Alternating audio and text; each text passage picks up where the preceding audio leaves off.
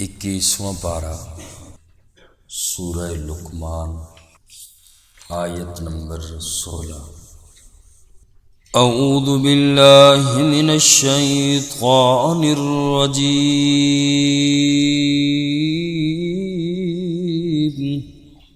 بسم اللہ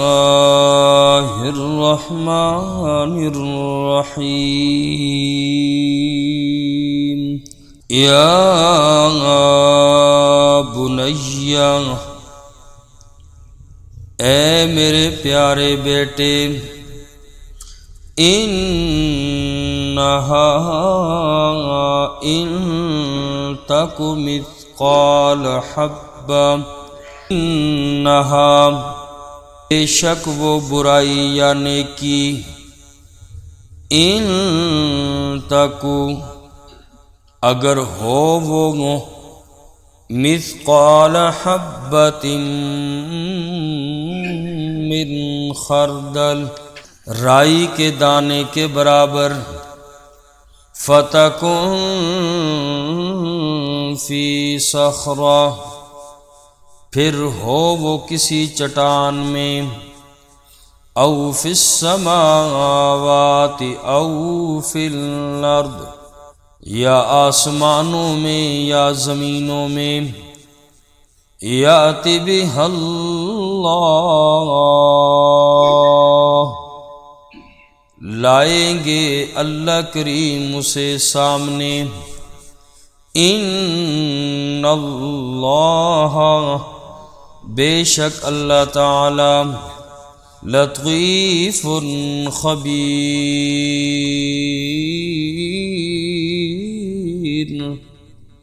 باریک بین ہیں، خبردار ہیں۔ حضرت لقمان کی نصیحتوں کا بیان تھا جو انہوں نے اپنے بیٹے، اور حضرت لقمان کے بیٹے کا نام ساران تھا۔ ساران اپنے بیٹے کو یعنی کہ نصیحتیں فرما رہے تھے۔ اس سے پہلے نصیحتیں گزری کہ اے بیٹے اللہ کے ساتھ شرک نہ کرنا، اور اللہ نے یہ بھی حکم دیا ہے کہ اپنے والدین کے ساتھ اچھا سلوک کرنا، اور آج کی اس آیت پاک میں فرمایا کہ اے میرے پیارے بیٹے،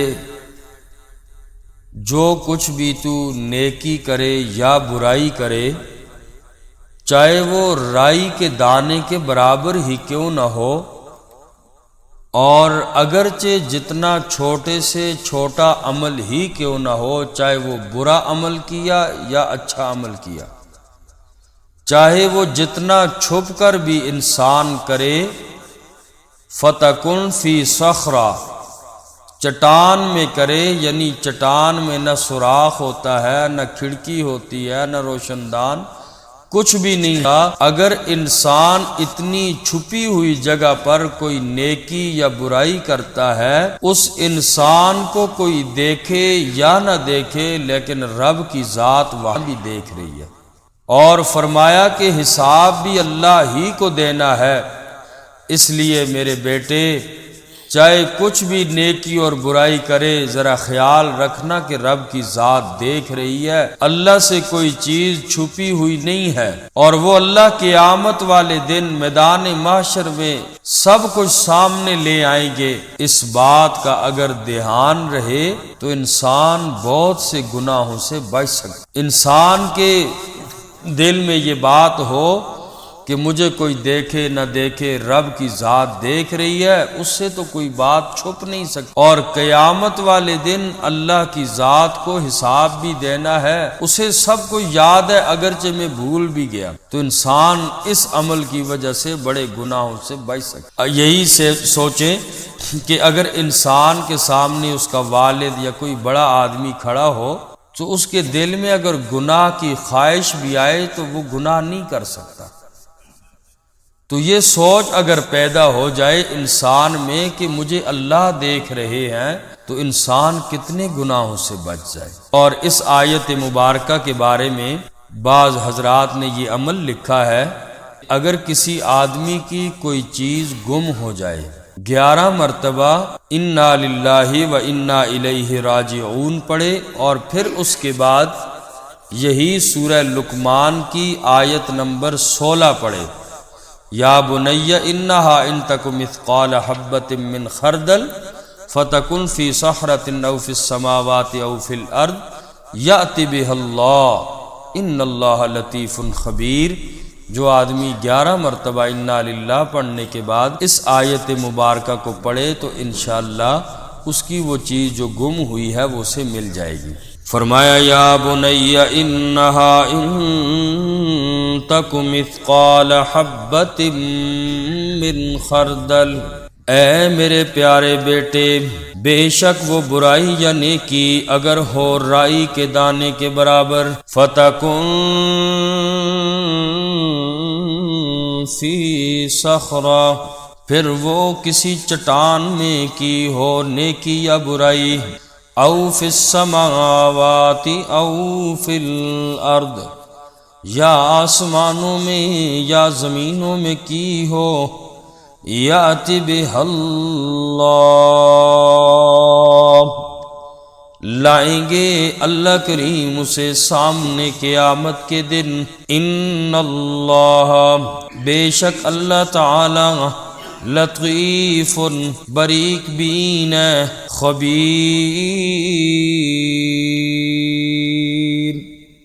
باخبر ہیں ہر چیز سے۔ یا بنیا، اے میرے پیارے بیٹے، اقم الصلاۃ، نماز کو قائم کرنا، وامر بالمعروف، اور نیکی کے کام کا حکم دینا، وانہا عن المنکر، اور برائی سے منع کرنا، واصبر علی ما اصابک، اور صبر کرنا ان تکلیفوں پر جو تجھے پہنچے، ان ذالک من عزم الامور، بے شک یہ صبر کرنا پختہ باتوں میں سے ہے۔ مزید نصیحتیں فرمائی کہ اے میرے پیارے بیٹے، نماز کو قائم کرنا، نماز کسی حال میں نہ چھوڑنا۔ اللہ نے قرآن کریم میں جہاں پر نماز کا حکم دیا، ساتھ زکوٰۃ کا بھی حکم دیا، تو زکوٰۃ کے ساتھ نماز کا حکم جو دیا وہ قرآن کریم میں 32 مرتبہ آیا، اور اقیموا الصلاۃ وآتوا الزکاۃ 32 مرتبہ بیان فرمایا،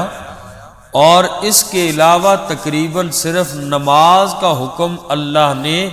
قرآن کریم میں 109 مرتبہ فرمایا۔ اس لیے آدمی کو چاہیے کہ نماز آدمی نہ چھوڑے۔ حدیث پاک میں فرمایا کہ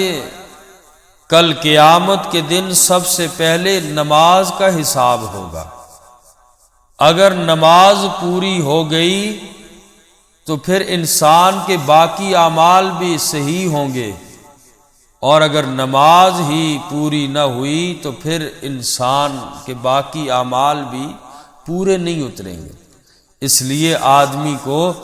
نماز کے بارے میں خصوصی توجہ دینی چاہیے، اور حدیث پاک میں فرمایا الصلاۃ عماد الدین، نماز دین کا ستون ہے، ومن اقامہا فقد اقام الدین ومن عدمہا فقد عدم الدین، جس نے نماز کو قائم رکھا وہ دین کے باقی شعبوں کو بھی قائم رکھے گا، اور جس نے نماز کو گرا دیا اس نے دین کو گرا دیا۔ اس لیے اللہ نے تقریباً 150 زائد مرتبہ اللہ پاک نے قرآن کریم میں نماز کا حکم دیا، تو اس لیے ایک مرتبہ بھی رب فرما دیتے تو کافی تھا۔ یہ بار بار تاکید کرنا اس لیے ہے تاکہ ہر انسان نماز کو قائم کرنے والا بن جائے۔ اور دوسری نصیحت فرمائی وَأْمُرْ بِالْمَعْرُوفِ، اے میرے پیارے بچے،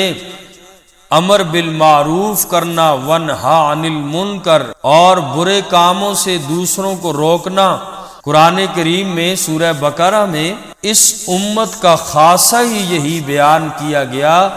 اس امت کی خاص خصوصیت یہی بیان کی گئی، کنتم خیر امت اخرجت للناس تأمرون بالمعروف وتنہون عن المنکر، فرمایا تم سب سے بہترین امت ہو، اور وجہ اس کی یہ فرمائی کہ اخرجت للناس، تم لوگوں کے فائدے کے لیے نکالے گئے ہو، تمہیں لوگوں کے فائدے کے لیے نکالا گیا، اور تم لوگوں کو اچھے کام کی ترغیب دیتے ہو اور برے کاموں سے دوسروں کو منع کرتے ہو۔ تو یہ امر بالمعروف نہی عن المنکر یہ صرف علماء کے ساتھ ہی خاص نہیں ہے، بلکہ جس نے بھی کلمہ پڑھا ہے وہ اس کنتم خیر امت میں شریک ہے۔ جس نے بھی کلمہ پڑھا ہے وہ کنتم خیر امت اس امت کا ایک فرد ہے، بہترین امت کا فرد ہے، اس کی بھی ذمہ داری ہے کہ وہ امر بالمعروف نہی عن المنکر کرے۔ اور سب سے بڑا فائدہ اگر آپ دنیا میں کسی کو دینا چاہیں وہ قرآن کریم ہے، وہ نیکی کا حکم ہے، برائی سے منع کرنا ہے۔ اور جو آدمی آپ کو اچھے کام کی دعوت دے، برے کاموں سے منع کرے، وہ آپ کا حقیقی خیر خواہ ہے، اور آپ کو فائدہ دینے والا حقیقت میں یہی آدمی ہے۔ اللہ ہم سب کو سمجھ کی توفیق نصیب فرمائے۔ امر بالمعروف نہی عن المنکر کے جو اول مخاطب ہیں، یعنی جن کو خطاب کیا گیا، یہ پہلا خطاب حکام وقت کو ہے، حکمرانوں کو ہے۔ ان کا فرض ہے کہ وہ برائی کو بزور طاقت ختم کریں، بزور بازو اس کو روکیں۔ امر بالمعروف نہی عن المنکر یہ سب سے پہلے اس کے مخاطب حکمران ہیں، اور اس کے بعد عام مسلمانوں کی ذمہ داری ہے اپنے گھر میں، اپنے خاندان میں، اپنے حلقہ اثر میں نیکی کا حکم کریں اور برائی سے منع کریں، برائی سے روکیں۔ حدیث پاک میں بھی فرمایا من رعا منکم منکرا فلیغیرہ بیدی فإن لم یستطع فبلسانی فإن لم یستطع فبقلبی وذلک اضعف الایمان۔ جو آدمی تم میں سے برے کام کو ہوتا ہوا دیکھے تو اسے چاہیے کہ ہاتھ سے روک، ہاتھ سے نہیں روک سکتا زبان سے روک، زبان سے نہیں روک سکتا تو کم از کم دل میں برا سمجھے، یہ ایمان کا آخری درجہ، اس سے نیچے کوئی ایمان نہیں۔ حضرت امام غزالی رحمہ اللہ نے لکھا کہ ہاتھ کے ذریعے امر بالمعروف نہی عن المنکر کرنا یہ حکمرانوں کی ذمہ داری ہے۔ حکمران کی ذمہ داری یہ ہے، چونکہ وہ قانون نافذ کر سکتے ہیں تو اس لیے ان کو چاہیے کہ اچھے کاموں کے قانون نافذ کریں، اور برے کاموں سے جو عوام کے حق میں برے ہیں، برائی ہے، اللہ کی نافرمانی ہے، اس کے بارے میں وہ بزور طاقت اس کو ختم کریں، روکیں۔ اور زبان سے روکنا یہ علماء کا کام ہے، اور عوام الناس کے لیے فرمایا کہ وہ کم از کم برے کام کو دیکھیں تو وہ دل سے برا سمجھیں، یہ عوام الناس کے لیے ہے۔ اور عوام میں بھی ایسے لوگ ہیں جو بڑے معاشرے میں سمجھے جاتے ہیں، تو اگر ایسی جگہ ہو تو اگر وہ بھی اپنے ہاتھ سے روک سکتے ہوں تو وہ اس برائی کو روکے اور نیکی کا حکم کریں اور برے کام سے روکیں۔ اللہ معاف فرمائے، ہمارے حکمرانوں کو دیکھا جائے تو یہ تو بے حیائی، فحاشی، عریانی کو روکنا تو درکنار، بلکہ اس کے اندر مصروف ہے، مشغول ہیں، اور بے حیائی، عریانی اور فحاشی کو یہ لوگ پسند کرتے ہیں۔ اور جن کی کمپینیں ڈول کی تھاپ پہ ہو، فنکشن ڈول کی تھاپ پر ہو، جیتنے کی خوشی ڈول کی تھاپ پہ ہو، تو وہ انسان کیا امر بالمعروف اور نہی عن المنکر کرے گا؟ اس لیے آدمی کو چاہیے کہ انسان برائی کو روکے، اور تبلیغ کا اصول بھی یہی ہے کہ امر بالمعروف نہی عن المنکر، کہ اچھے کاموں کا تو حکم کیا جاتا ہے لیکن برے کاموں سے اپنی طاقت کے مطابق دوسروں کو بھی روکا جائے۔ تو حضرت لقمان نے بھی اپنے بیٹے ساران کو یہی نصیحت کی، میرا بچہ وَأْمُرْ بِالْمَعْرُوفِ وَانْهَ عَنِ الْمُنْكَرِ، امر بالمعروف نہی عن المنکر کرتے رہنا، اور فرمایا وَاصْبِرْ عَلَىٰ مَا أَصَابَكَ، اگر اس پر امر بالمعروف نہی عن المنکر پر لوگ تجھے تانے دیں، لوگ تجھے تکلیفیں دیں، لوگ تیرے اوپر باتیں کسیں، تو وویلا نہ کرنا، بلکہ فرمایا کہ صبر کرنا۔ اگر حق بات کہنے پر مشکلات آئیں تو جزا فضا نہ کرنا۔ بعض لوگ ایسے ہیں کہ جب ان کو تکلیف ملتی ہے تو کہتے ہیں معلوم نہیں کہ کون سے میں نے گناہ کی پکڑ میں آ گیا۔ تو بھائی اگر دیکھا جائے تو ہم خود اپنے آپ کو صاف ستھرا سمجھتے ہیں، معصوم بنتے رہتے ہیں، کوئی ایک تکلیف آ جاتی ہے تو کہتے ہیں پتہ نہیں کون سا گناہ کر لیا۔ ارے بھائی ہم تو سارے سر سے لے کر پاؤں تک گناہوں میں ہی غرق ہیں، اور پھر کہتے ہیں کہ پتہ نہیں کون سا گناہ ہو گیا، جیسے کہ ہم گناہ کرتے ہی نہیں ہیں۔ اتنے معصوم ہیں، ایسے انداز میں کہتے ہیں پتہ نہیں کون سا گناہ ہو گیا، کوئی سمجھ بھی نہیں آ رہی کس پکڑ میں آ گیا، تو جیسے کہ ہیں ہی ہم معصوم ہیں۔ ہم تو سر سے پاؤں تک گناہوں میں غرق ہیں۔ تو اس لیے انسان کو ہر وقت اپنے آپ کو گناہ گار سمجھنا چاہیے، اپنے آپ کو معصوم نہیں سمجھنا چاہیے۔ اور فرمایا کہ اگر آپ امر بالمعروف نہی عن المنکر کریں گے، یہ پکی بات ہے کہ آپ کی مخالفت ہوگی۔ جب سچی بات کریں گے، پکی بات کریں گے، اور سچی اور پکی بات ایک تو وہ پیمانہ جو آج ہم نے اپنے ذہنوں میں ڈال دیا ہے، بس جو میں نے کہہ دیا میں سمجھتا ہوں میں سچا، باقی سارے جھوٹے ہیں، نہیں۔ قرآن اور حدیث کو بیان کرتے ہوئے باقی مسائل اپنی جگہ پہ ہیں، قرآن اور حدیث کو اچھی بات کو بیان کرتے ہوئے برائی کے خلاف کھڑے ہوں گے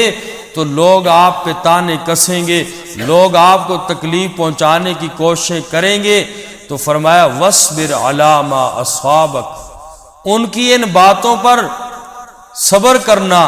اور ان کی تکلیفوں پر صبر کرنا، یہی انبیاء کی بھی سنت ہی ہے۔ امام المرسلین صلی اللہ علیہ وسلم 3 سال شاب ابی طالب کی گھاٹی میں بھوکے پیاسے فقر و فاقے کی حالت میں اس دین کے لیے آقا علیہ الصلوۃ والسلام نے، صحابہ کرام نے صبر کیا۔ تو اس لیے دین کی وجہ سے مشکلات آئیں گی، پریشانیاں آئیں گی، دکھ آئیں گے، لوگوں کے تانے آئیں گے، لیکن قرآن نے فرمایا وَاصْبِرْ عَلَىٰ مَا أَصَابَكَ۔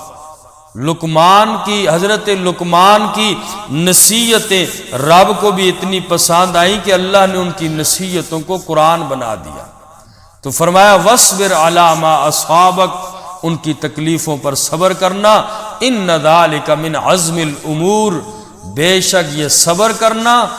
پختہ باتوں میں سے ہے۔ ہر ایک کام نہیں بلکہ صبر کرو گے ان باتوں پر، اور یہ جتنے بھی کام ذکر کیے فرمایا یہ بڑی پختہ باتوں میں سے ہے۔ اللہ مجھے بھی آپ سب کو عمل کی توفیق نصیب فرمائے۔ الحمدللہ رب العالمین والعاقبۃ للمتقین، ربنا تقبل منا انک انت السمیع العلیم وتب علینا انک انت التواب الرحیم۔ رحمت